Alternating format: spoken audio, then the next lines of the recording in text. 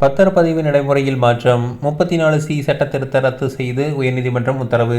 தமிழகத்தில் சொத்து பத்திரப்பதிவு மற்றும் இல்லங்க சான்றிதழ் பெறும் நடைமுறைகளில் மிக முக்கியமான மாற்றங்களை ஏற்படுத்தக்கூடிய உத்தரவு ஒன்றை சென்னை உயர்நீதிமன்ற மதுரை அமர்வு தற்பொழுது பிறப்பித்துள்ளது.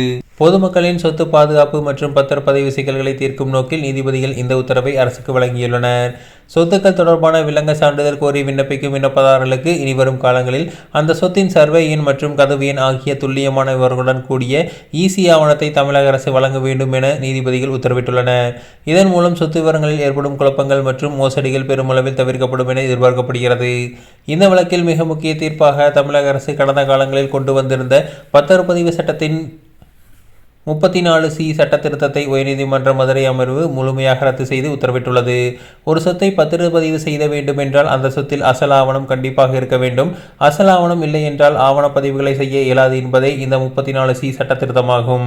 அசல் ஆவணங்கள் தொலைந்து போன சூழலிலோ அல்லது இதர குடும்ப சிக்கல்களிலோ இந்த விதிமுறை பொதுமக்களை கடுமையாக பாதிப்பதாக கூறி இந்த திருத்தத்தை நீதிமன்றம் ரத்து செய்துள்ளது. இதன் மூலம் அசல் ஆவணங்கள் உடனடியாக கையில் இல்லாத நிலையிலும் தகுந்த மாற்று ஆவணங்களை கொண்டு பத்திரப்பதிவு செய்வதற்கான வாய்ப்பு பொதுமக்களுக்கு மீண்டும் கிடைத்துள்ளது.